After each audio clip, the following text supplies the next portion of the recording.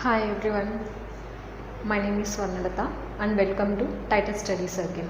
Today we are going to discuss about the most important topic in SGT syllabus, that is about plants and animals. And before entering into the topic, generally we know that plants and animals are categorized based on some things, mainly the way they behave and some of the physiological functions they differ in, and next coming to the different types of parts that are present in plants and animals. So when we compare the plants and animals, some of the physiological functions are same in both, that is in plants and animals. Especially in plants there is reproduction, and also in animals there is reproduction process.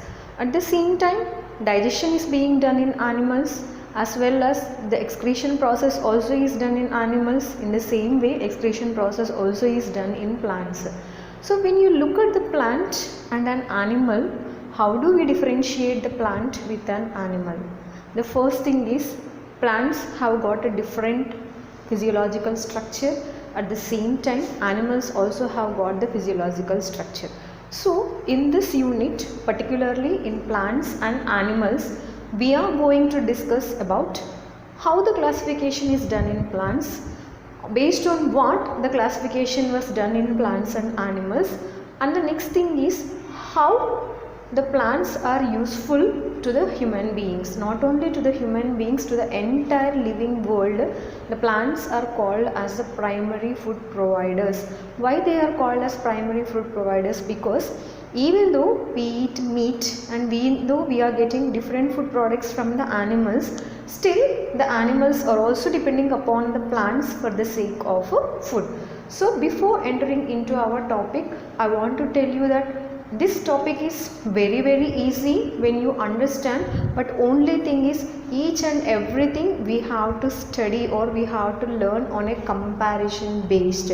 So based on the comparisons, based on the differences only, you will be able to remember the topic. At the same time, we have to go through many examples. All these examples, the definitions are very important regarding the plants.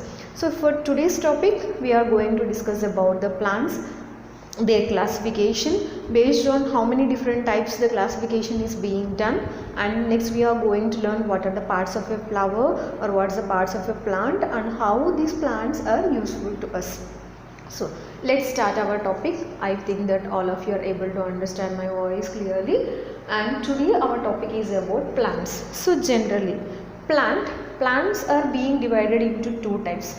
The first, the wild plants, and next coming to cultivated plants. So if you go back to the history, we know that there are only wild plants on the earth surface. There are no cultivated plants, because man was nomadic and he was moving from here and there, and with the science and technology he understood that he can cultivate the plants. So from that wild plants only he has taken some of the plants, and that plants only he started to cultivate, and that plants only we call them as cultivated plants. So in the wild plants there are also some of the weed plants. All the wild plants are not weed plants. Generally weed plants means unwanted plants. These unwanted plants are generally grown during the cultivated crops. So I hope you understand the difference. Wild plants, they will grow wildly here and there. We need not cultivate that plant, or you need not provide any water facility, or you need not give any fertilizer to the plant. Still the plants will be growing. They are called as wild plants. So from these wild plants only man started cultivating the plant, and that cultivated plant only that means specially for the sake of food and specially for the sake of preparing some of food products from the plants, we call them as cultivated plants. So if you look into the board, we can see that wild plants, the examples are grass, banyan tree and neem. You have seen the grass. Nobody will go and cultivate the grass. Still the grass is going on. So this grass, banyan tree and the neem tree, they are all coming under the wild plants. There are many examples regarding the wild plants, but I have just mentioned 3 of them. Next, coming to cultivated plants.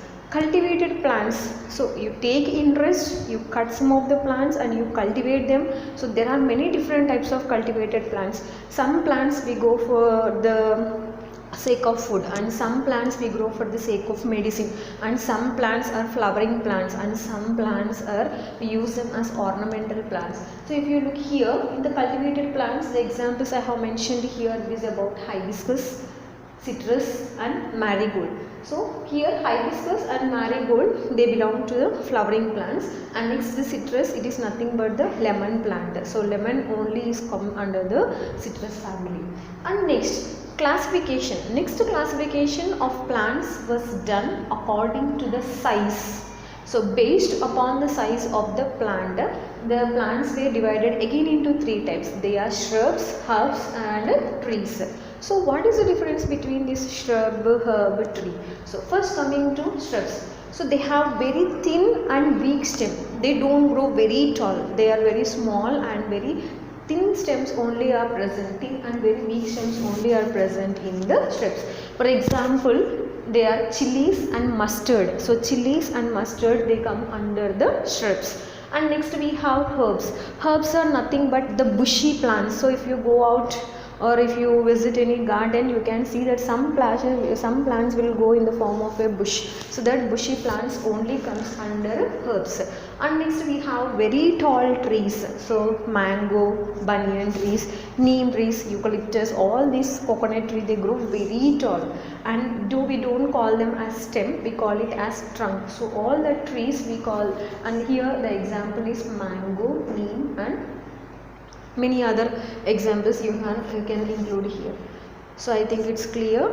The first two types of plants are wild plants and cultivated plants. Again, these cultivated plants, again according to their size, they have been divided into three parts, that is shrubs, herbs and trees. So in the shrubs we have chilies and mustard. Already I told you that they have very small and thin stem plants. So they have very small and thin weak stem plants there. So they will call them as shrubs. And next we have herbs. Herbs are nothing but the bushy plants. Plants grow in the form of a bush. When you look at that, you can feel that there is one catastrophe present on it. So that we call them as herbs and the bushy plants. The examples are rose and jasmine. And next we have trees. As I already told you that these trees, they grow very tall and we get many kind of products from the trees. Example, they are mango, neem, etc. Next coming to classification. Classification based on the place. You know, some plants grow on the land, some plants grow in the water and some plants grow in the desert area. So based upon the place where, so these shrubs, herbs and trees, they are according to the size of the plant or size of a tree. But here the classification is based upon the place where they are growing. So all the plants which grow on the land, they are called as terrestrial plants. That means they grow only on the surface of the land. So they are called as terrestrial plants, and the example it is mango. And next we have aquatic plants. The other name for aquatic plants, we call them as hydrophytes. So in hydrophytes also, that means the plants which are growing in the water or on the surface of the water, we call them as aquatic plants or hydrophytes. Here we have the example of lotus, hydrilla and pistia. So next they are coming to xerophytes. What are xerophytes? Xerophytes are nothing but the plants which grow in desert areas.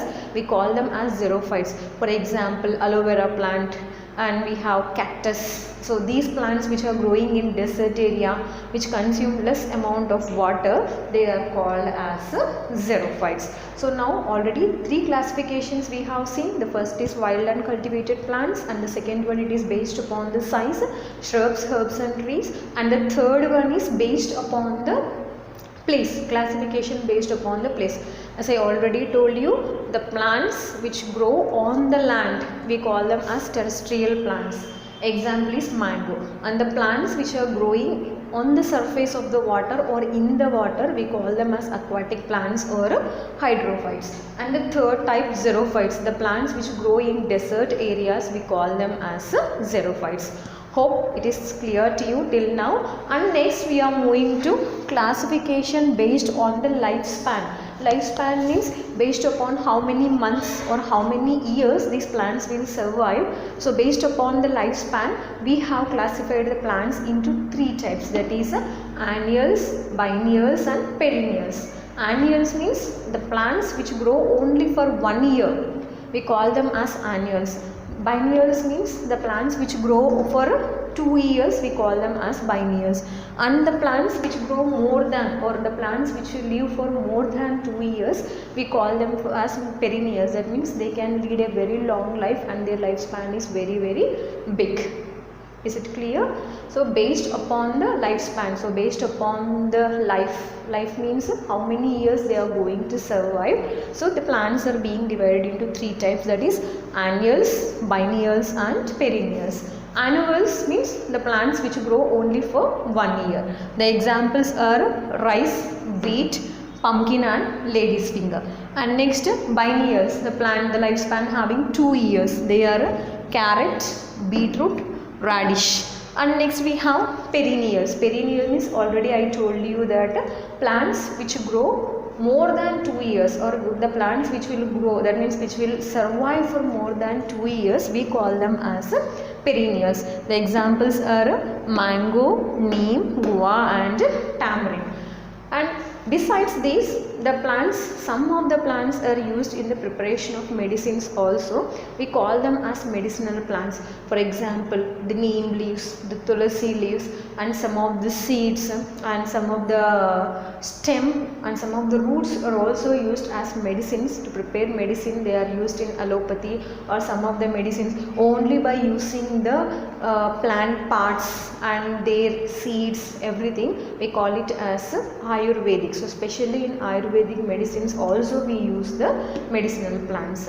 So this is a brief explanation about how the plants are classified. First it was classified based upon the wild and cultivated. Next it was classified based upon the size, and next it was classified based upon the place, and next it was classified based upon the lifespan. So we will continue with the next topic, that is classification of plants. So Whittaker's 5 kingdom classification. So how it was being done in animals.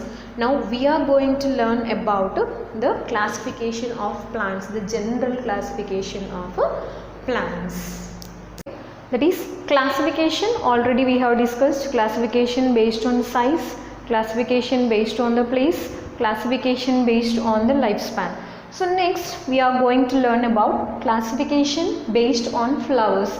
So the plants are also divided into many types based upon the flower formation. So here the classification based on flowers. Based on flowers, the plants are generally divided into two types. They are cryptogams and phanerogams. I pronounce it cryptogams and phanerogams. So what is the difference between these cryptogams and phanerogams? Cryptogams are nothing but they are non-flowering plants. So you may get a doubt, how do they undergo reproduction process? So even though they don't have the flowers on the plants, they will undergo asexual reproduction in the form of spores. So there will be some black powdery structures present on the leaf. So these spores, the sporangia sac will be there, the sporangium sac will burst out, the spores will come out, and with the help of the spores, the plants will undergo the asexual process of reproduction. And next, phanerogams. These phanerogams are nothing but they have got the flowers. So it is very easy to remember. CN means cryptogams comes under non-flowering plants, and here phanerogams, PF. So generally we say Provident Fund, but here it is not Provident Fund. Phanerogams, they are nothing but they are the flowering plants. Again, these cryptogams are being divided into three parts, that is Thallophyta, Bryophyta and Pteridophyta. So you may get a doubt, how do they ask questions on this classification? Yeah, that's a good doubt. So coming here, they give you 4 options like Thallophyta, Bryophyta, Pteridophyta, and they also give you angiosperms. So find out the odd one out among the classification. So if you know the classification table very well, then only you will be able to eliminate the wrong answer during the time of exam. So I stress on this topic. Definitely there will be a question from the classification. So it is very important topic, and you need to remember the pronunciations, you need to remember the table chart that I have drawn here, and along with that the examples are also very important. So again, these cryptogams are being divided into how many parts? 3 parts, that is Thallophyta, Bryophyta and Pteridophyta. Again, thallus is nothing but algae and fungi, so it is one kind of symbiotic association. So this Thallophyta is being divided into 2 types, that is algae and fungi. So where do we find this algae? Generally on the green walls. You can see that the green color, that means on the walls the green color layer will be present. If the water is stagnant somewhere, the water also cannot move from one place to another place. In those areas, one green color layer will be growing on the water. That green color layer only we call it as algae. And next we have fungi. So fungi is nothing but it is a one of the kind of microorganism. Even algae and fungi both are microorganisms. So the examples of mushrooms, generally when there is very dark and damp conditions, the wet conditions are there in the rainy season especially, they grow in the dirty places. So mushrooms, they are also edible. Some mushrooms are edible, we can use them as our food material, but some mushrooms if you eat them they are really very poisonous. So I think, is it clear till here? So cryptogams, remember cryptogams are nothing but they are the non-flowering plants, and these cryptogams, they are again divided into 3 parts, that is Thallophyta, Bryophyta and Pteridophyta. Again Thallophyta is divided into 2 parts, that is algae and fungi. The example for algae it is Chlamydomonas, and the example for fungi it is nothing but mushroom. So Bryophyta is nothing but, because already I told you that it is a non-flowering plant, it will reproduce in the form of spores. The sporangia sac will be present and the moss plant. The example for this is the moss plant. Next we have Pteridophyta. Pteridophyta is nothing but the fern plants. Here and there you can see the Pteridophyta. And next, coming to other classification, the phanerogams. Phanerogams, as I told you, they are nothing but the flowering plants, and these flowering plants, they are divided into 2 parts again. One is angiosperm and another one is the gymnosperm. So angiosperm and gymnosperm, so why they are classified? They are classified based upon the seed. If the seed coat is present, they comes under angiosperm. The seed coat is not present, they come under the gymnosperm. Angiosperms, the example are cycas, and the gymnosperms, again they are being divided into 2 types, dicots and monocots. Inside the seed is only one. If the fruit is containing only one seed, then, or the flower is containing only one seed, then we call it as a monocotyledon. If there are 2 seeds, we call them as a dicotyledons. More than 2, we call them as polycotyledons. Understand? So if the fruit contains only one seed inside that, we call it as a monocot.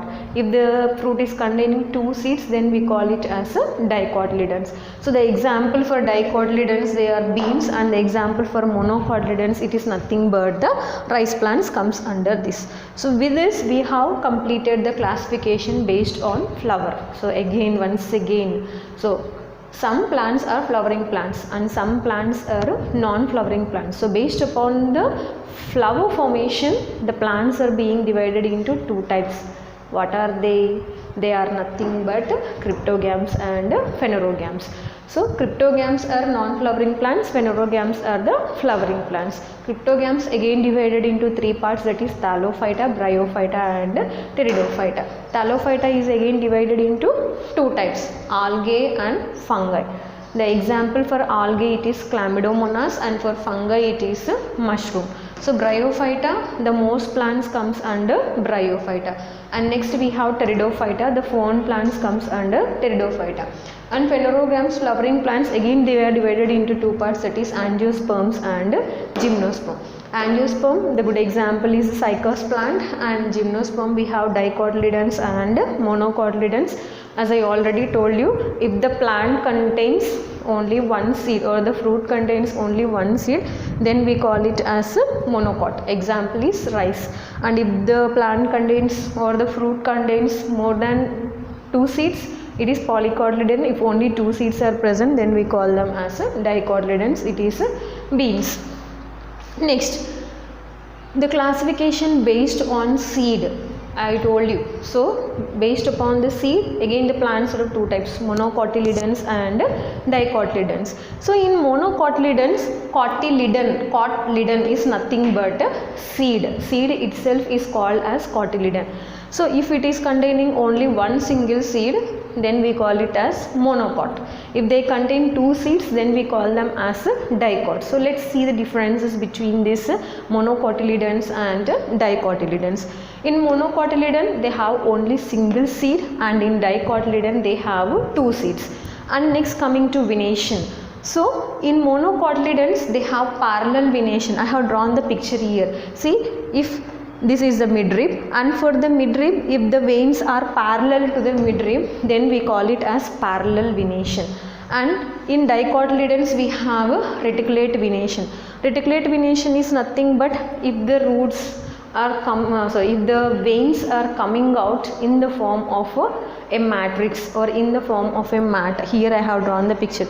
There is one single midrib, some vein branches are coming out, and small veinlets are coming out through this. So this venation we call it as a reticulate venation. And next, coming to root system, adventitious root system and taproot system. So in adventitious root system, all the roots will come out as if bush. So no single root will be present there, all will go directly from the stem. So they are called as adventitious root system. And in the taproot system, there will be a single main root and small rootlets will be coming out from that. So we call it as a taproot system. So it's very easy to remember. In monocotyledons we have single cell, and in dicotyledons we have two seeds. And whereas in monocotyledons they have parallel venation. So midrib will be there in the middle, and all the veins will go parallel to the midrib. Then we call it as parallel venation. And here we have reticulate venation. So reticulate venation, here the veins will be formed in the form of a mat there. So that we call it as a reticulate venation. And next, coming to adventitious root system. Here there is no one single taproot in the middle. All the roots will come out directly from the stem, they penetrate into the deeper layer of the soil here. So it's called as adventitious root system. And next, coming to taproot system. There will be a single root in the middle, and small veinlets will be coming out from that. So this root system we call it as a taproot system. So with this we have completed the classification of. So with this we have completed the classification topic, and once again we will memorize how the plants are being classified. The first thing we have learned is classification based on the size. Next is classification based on the place. And next we have discussed classification based on the lifespan. And next we are talking about classification based on the flower. And next we are talking about classification based on the seed. So everything, all the information I have mentioned here in the form of the tabular chart here. So try to go through all these, and more probably I am giving all the entire notes. I am writing it on the board for your own convenience. So don't miss out anything. I think it is very clear to you. So again and again I am telling, the tabular chart and the examples and step-by-step classification, you have to be very thorough. And next we shall continue with our another topic, that is about parts of a plant. Generally, what do we know about parts of a plant? Which parts are present inside the plant? We know that plant contains stem, plant contains roots, plant contains leaves, plant contains fruits, plant contains vegetables. So, do we need all these things for our survival? Yes, the answer is yes and yes. As I already mentioned at the starting of this topic that plants are very important for us because they are producing the primary food for every living being, not only for human beings, even the animals, some of the microorganisms, each and every living being, it is surviving only upon the plant. So now the first important part of a plant is the root part. What does the root will do? What it will do? Yes, what the root will do? Root will absorb the water and nutrients from the soil and it will transport that water and minerals to different parts of the plant. So how it is able to absorb? The root part, already we have discussed here about the adventitious root system and taproot system. Hope you remember the difference between the adventitious root system and taproot system here. The roots contain small rootlets, small hair-like structures will be present on the root, and what these rootlets will do, they will penetrate into deeper layers of the ground and they will absorb the water and nutrients. So how? So understand here, nutrients are in the form of solid and water is in the form of liquid. Plants don't have the capacity to directly absorb the solid particles from the soil. So what it will do is, these nutrients will get mixed up with the water and they become liquid, and then only that liquid part only can be absorbed by the root part. So the root function is, from the soil it will absorb the water and nutrients, and from there it enters into the stem. The stem is acting as a medium between the upper part, that is the branches and leaves, and also it is acting as a medium between the root. So it is connecting the root system with the leaf system on the upper part of the plant. So if we imagine here, the stem is not present, first of all the nutrition cannot be taken up by the plant. So the important function of stem is, it transports water and nutrients to the upper parts of the plant. And again here you have to understand, there are two different parts present inside the stem. One we call it as xylem and one we call it as a phloem. Xylem will absorb water and it will transport that water to the upper parts of the plant.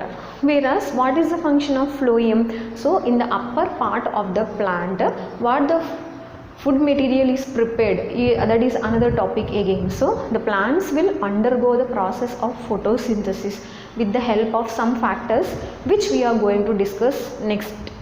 So by using those factors, the plants will undergo the process called as photosynthesis, and with the help of the photosynthesis the plants will prepare the food material. So whichever food material is prepared by the plant, it is stored there, and that stored food material only is transported to the remaining parts, that is stem and the root. Because even stem and root, they are the living cells and definitely they also require the food, they need the energy to carry out the function inside the plant. So the stem is helping in this way. And next, coming to the leaves. Wow, the important role of a leaf, or the important part of a plant is a leaf, because leaf contain a cell called as chloroplast. What this chloroplast will do? The chloroplast contains a green color pigment called chlorophyll, which is very essential to carry out the process called as a photosynthesis. The chlorophyll pigment, it will trap the solar energy, convert that solar energy into chemical energy, where the plant in turn is able to prepare the food material. So without the leaf and without the leaf lamina, the plants cannot carry out the process called as a photosynthesis. So if the leaf is not helping the plant to undergo photosynthesis process, even human beings also will not have the food, because the plants will die off. If the plants are dying off, animals also will die off, and if the plants and animals both are dying off, human beings will not have the food and we cannot survive without eating the food. So this is a cyclic process. So it is very important, and the ethical value that we have to remember here is, definitely we have to protect the plant and we need to cultivate more and more plants for our crop. At the same time, we also cultivate the trees. Why? Because if you grow the trees only, more rains will be forming there. Anyway, that is out of the topic. And next, the most important part of the plant is the flower. Why? Because flower will undergo the process of reproduction. So with the help of the flower only, the plants will undergo the reproduction process. You know, even in plants also we have two type of reproduction, that is the sexual reproduction and asexual reproduction. So based on the seasons, different flowers will be coming up, and based on the seasons, different fruits and vegetables are also available. The most important products that we are getting from the plants is the fruits and vegetables. Vegetables are also used as food, and even by eating fruits also we get many different kinds of vitamins to us.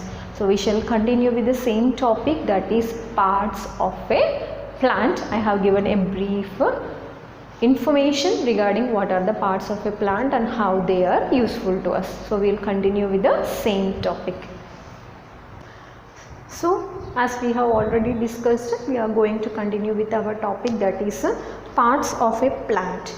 I have explained very clearly some of the important parts of a plant and how they are really useful to us. And in the next topic we are going to talk about the products of a plant. That means what do we get from a plant. So first of all, we get leaves.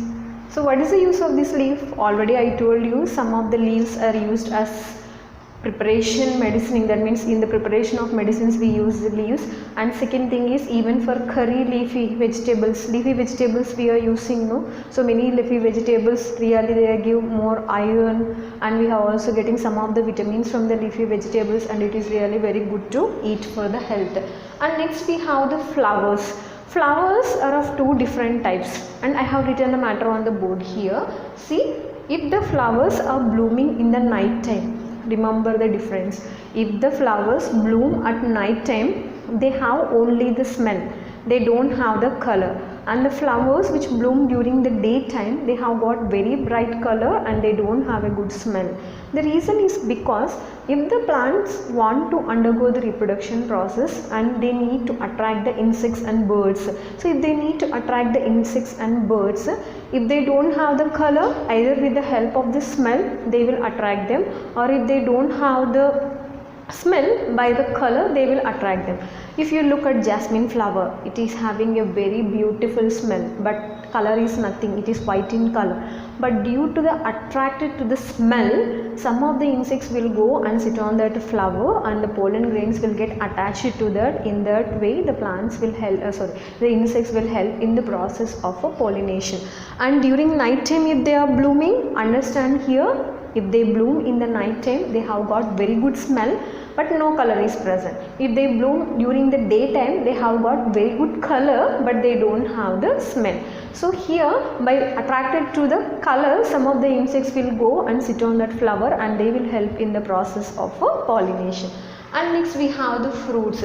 We get many different varieties of fruits from the plants. So even these fruits are also seasonal. So generally in summer season we get mango and sapotas, and in winter season we get many different kinds of fruits, especially like sitafal, we get all those fruits. And in the rainy season also we get many different kinds of fruits. So especially in the rainy season, what kind of fruits we get and what kind of vegetables we get? The reason is we get many varieties and different varieties of fruits and vegetables during the rainy season is because there is plenty of water, and farmers, by using the plenty of water there, they will grow the fruits and vegetables.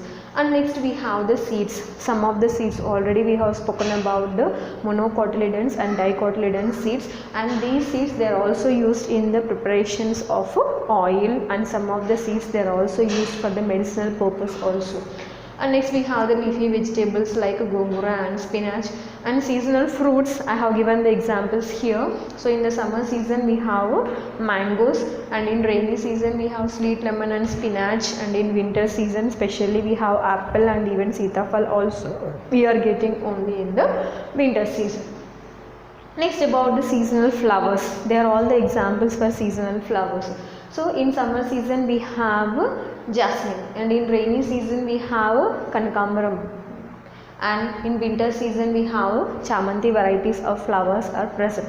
So why I have written all this on the board and examples is they may give you the question. So which flower will bloom in winter season, which flowers are especially in rainy season. So you need to have some idea about these things. And next, remember, all over the world nearly 1,50,000 types of flowers are being produced. How many? 1,50,000 different varieties of flowers are being produced all over the world. So you see, when you go to some of the arrangements, especially in Independence time and Republic time, Lal Bahadur Garden is present in Bangalore. So they every year they collect many different varieties of flowers and they decorate very nicely, and every year they make a one of the symbol by using these flowers. So flowers are really very beautiful to be get attracted to that. And next we have a very important bit, that is in Japanese people, in Japan, in the country Japan, the Japanese people every year they celebrate one festival. That festival we call it as Ikebana, and during this festival they will arrange the flowers very decoratively. So that festival itself, the arrangement of flowers we call it as Ikebana. And next we are talking about Rafflesia flower, the biggest flower in the world. We call it as a Rafflesia flower. Its length 1 meter and its weight is 4 kgs, and the smell is rotten smell, and it can spread its smell nearly to 2 kilometers. So based upon the smell itself, no animal will go. So this rotten type of smell, it is very bad. So seeing that smell itself, many of the animals will not go and touch the flower. They understand here, Rafflesia flower, the biggest flower in the world, and it is weighing almost 4 kgs and its length is 1 meter, and this spread, it will spread its smell almost nearly up to 2 kilometers in the surroundings. And next we have the flowchart of flower. So if we ask the question whether the egg is first or hen is first, what will be the answer? Seed is first or the tree is first? No, we don't have any answer here. So understand here, first of all, the plant will start producing the flower. The flower, again it will be undergoing some process there. After the process, it will be giving us a fruit. The fruit will produce the seed, and the seed will form a bud, and again the bud will bloom and it will start as a flower. So this is a small and brief introduction about the products of a plant. What products we are getting from the plant and how they are being useful. Understand here, next topic we are going to enter into a parts of a flower, how the flower is helping in the process of reproduction, what kind of changes are we seeing inside the flower during the reproduction process, and which parts will remain back after the reproduction. So we will continue in the next topic, that is parts of a flower. We will continue with the same topic, that is from the plants we get so many products like that we have discussed about vegetables and fruits, and again from some of the tall trees we can also extract the wood. So here I have given the example of wood. From neem and tobacco plants we can take the wood, even from the red sandalwood timber we will get the wood. And next we have the stems, that means plants after carrying out the process of photosynthesis, as I already told you, they will prepare the food material, and that prepared food material they store it in the different parts of a plant. Some will store in the leaf, some will store in the roots, some will store in the fruits, some will store in the vegetables. So here some of the plants which store food in the stems, examples are sugarcane, turmeric, ginger and potato. Potato generally it's not a stem but the tuberous stem we call it as.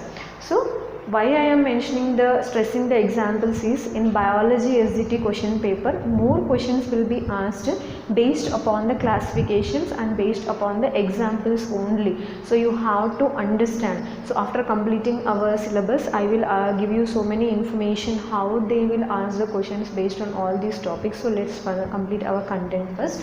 So here the food is, some of the plants will store the food in the stems, and the example for that they are the sugarcane, turmeric, ginger and potato. And next we have the xerophytes. Xerophytes, if you see the aloe vera plant, you can see that the stem itself is modified in the form of a leaf. Generally, I told you leaf will carry out the process called as photosynthesis, but here the special modification is here the stem only will carry out the process of photosynthesis, especially in the xerophyte plant. And if you have seen the xerophyte plant, the sides of the stem, they contain small thorns. What is the use of that? So they are not allowing the water to get transpirated, they are not allowing the water to get evaporated into the sun, so they store it in the stem. And that's time the type of stems we call them as succulent stems. So the succulent stem is nothing but if they store water inside them, or if a jelly like substance is present, then we call them as the succulent stems. And next examples are Wolffia and Utricularia. What are they? Wolffia and Utricularia. These are the plants without roots. They don't contain any roots, they will be simply moving on in the water. So they are the names, that is Wolffia and Utricularia. And next, coming to the root system. Already we have discussed this, but here I want to mention the examples for adventitious root system and taproot system. So adventitious root system, in adventitious root system the monocot plants are present. That means the seed contain only the one single cell, that seed coat contains only one single seed inside that.